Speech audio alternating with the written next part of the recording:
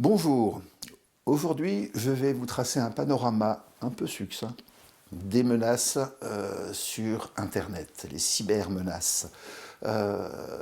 Panorama succinct parce que ces menaces sont très nombreuses, très vastes et elles évoluent tous les jours. Une première menace à laquelle vous pouvez être soumis, c'est ce qu'on appelle le phishing ou en français le hameçonnage. Dans cette procédure, le pirate va tenter de récupérer auprès de vous directement vos identifiants sur un certain nombre de sites sensibles. Ça peut être évidemment une banque, une société de distribution en ligne, un marchand, quel que soit le type de marchand, parce qu'on trouve des victimes de phishing sur de la grande distribution, la distribution de matériel informatique ou multimédia. Bien entendu, la première cible, c'est quand même votre compte bancaire. Une fois que vous avez donné à un pirate votre numéro de carte bancaire, sa date de validité, le petit code secret à 3 chiffres, ça lui permet de faire des achats en votre nom, mais qui ne vous seront pas livrés à vous, à partir de votre compte bancaire et donc avec votre argent. Si vous donnez vos coordonnées bancaires et l'accès à votre compte bancaire en ligne, le pirate va s'empresser de modifier le mot de passe pour être tranquille pendant quelques heures ou quelques jours, et puis procéder à des virements ou à des manœuvres sur votre compte de manière à le vider, à atteindre le plafond d'autorisation de découvert, et une fois qu'il n'y aura plus d'argent, il passera à autre chose. Le phishing, ça marche de la manière suivante. Vous recevez un courrier électronique venant soi-disant de l'enseigne à laquelle vous êtes accoutumé de faire des transactions ou quoi que ce soit, et ça va vous diriger vers un faux site qui vous incitera à rentrer tous vos identifiants, y compris le mot de passe qui est censé quand même être ultra secret. À partir de ce moment-là, le pirate dispose de tous les moyens pour vous piller. Ça peut aller encore pas mal plus loin. Souvent, le phishing donne lieu à une stratégie de ransomware, c'est-à-dire à l'implantation d'un logiciel de rançon sur votre ordinateur, lequel logiciel va crypter tous vos fichiers très rapidement, de manière à peu près incontrôlable de votre part. Et ensuite, les pirates vont vous demander une rançon pour récupérer une clé de déchiffrement de vos propres fichiers. Souvent, cette rançon est payable en bitcoin, c'est-à-dire une monnaie électronique à peu près intraçable, avec des montants qui peuvent être importants, allant de quelques milliers d'euros à quelques millions d'euros.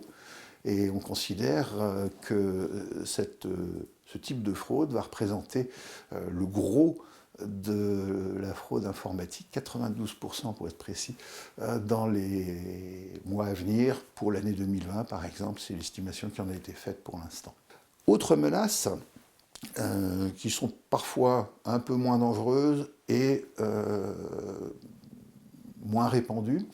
Vous avez, par exemple, les faux virements. Si vous êtes une entreprise, que vous travaillez avec un fournisseur régulièrement, le pirate va intercepter quelques mails montrant que les transactions ont lieu avec ce fournisseur et va vous envoyer un faux mail signé du fournisseur en question et indiquant un changement de RIB, un changement de destination des virements pour régler les factures.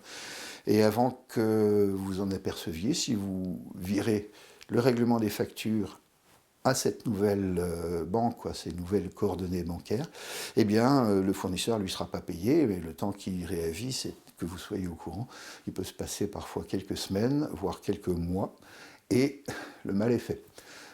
Des tentatives de cet ordre ont été réalisées aussi, mais de manière un peu plus complexe techniquement, pour détourner l'argent des rémunérations, les payes à la fin du mois, qui sont faites par virement habituellement, ont été versées à un compte pirate au lieu d'être versées aux salariés, ce qui est évidemment extrêmement désagréable pour tout le monde et surtout pour ces derniers.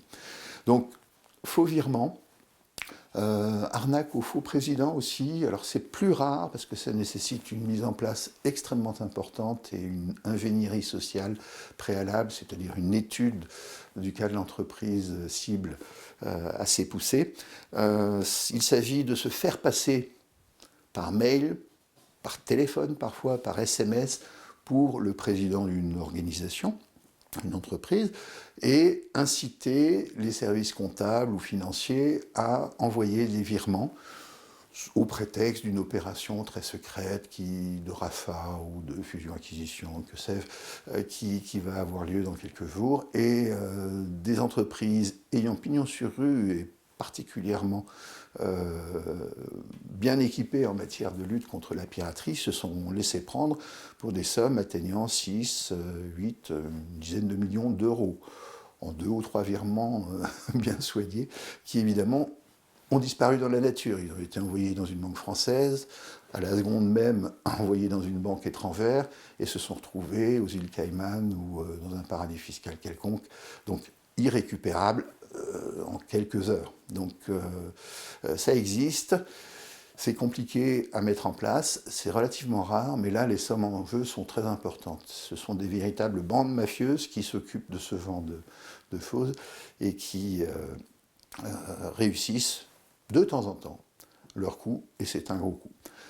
Des atteintes un petit peu moins graves, mais tout de même préjudiciables pour l'image de marque, pour le fonctionnement normal d'une entreprise, ce sont les attaques totalement externes, là, il n'y a pas besoin de phishing ou de quoi que ce soit, les attaques sur les sites internet. Par exemple en déni de service, c'est-à-dire que le serveur qui délivre le contenu de votre site internet au public va saturer sous le coup d'une avalanche de demandes de connexion. Là, les pirates mobilisent une grande quantité d'ordinateurs pour tenter d'établir une connexion simultanée avec votre serveur, et il finit par saturer et rester bloqué. Ça peut durer quelques heures, quelques jours, le temps de remettre un petit peu les choses en route. Vous pouvez avoir des attaques en defacing, c'est-à-dire en changement de l'image qui figure sur votre site internet. Et au lieu de votre page d'accueil normale et parfaitement correcte, apparaît soit une image pornographique, soit un message politique ou terroriste quelconque, sans que vous ayez évidemment conscience du fait. Là, ça se répare relativement rapidement, mais c'est quand même désagréable et c'est quand même quelque chose qui nuit beaucoup à l'image de marque d'une entreprise, par exemple. Vous avez encore, bien entendu, des tentatives d'extorsion de fonds. Vous recevez de temps en temps, j'imagine, comme tout le monde, des courriers électroniques qui vous disent qu'une somme vous est réservée, alors soit à l'issue d'une loterie. Ben, si vous n'avez pas joué, vous n'avez aucune chance d'avoir gagné une loterie, hein. Mais bon, malgré tout, soit parce que telle personne bloquée dans un pays étranger, souvent africain d'ailleurs, dispose de fonds importants qu'elle souhaite transférer en France et vous promet une commission mirifique sur cette somme, si vous l'aidez à transférer le montant en question.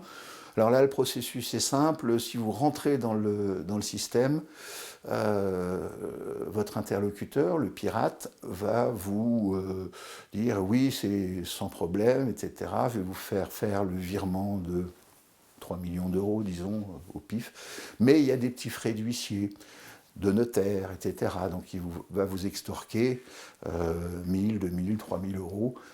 Les sommes augmentent, hein. Si vous marchez une première fois, il va essayer une deuxième, etc. Payable souvent par Western Union, hein, système de délivrance d'argent liquide un peu partout dans le monde. C'est très pratique parce que c'est pratiquement totalement anonyme, hein. Et si vous marchez dans cette combine, et voilà, vous allez arrêter un jour quand vous n'aurez plus d'argent ou quand vous aurez compris qu'il s'agit d'une arnaque. Mais en attendant, le pirate aura gagné quelques centaines ou quelques milliers d'euros. Voilà, le tour d'horizon est un petit peu résumé, mais ce qui est important, et ça fera l'objet d'une intervention plus détaillée, c'est de savoir un peu comment se prémunir contre tous ces dangers. Ce que je voudrais dire comme conclusion, finalement, c'est que Internet, c'est un milieu totalement ouvert dans lequel on trouve des gens très bien, des gens parfaitement normaux, des gens très intelligents, mais aussi des gens qui sont intéressés par votre portefeuille et qui sont prêts à tout vous faire croire pour essayer d'en capter une petite partie. Alors, prudence. Merci.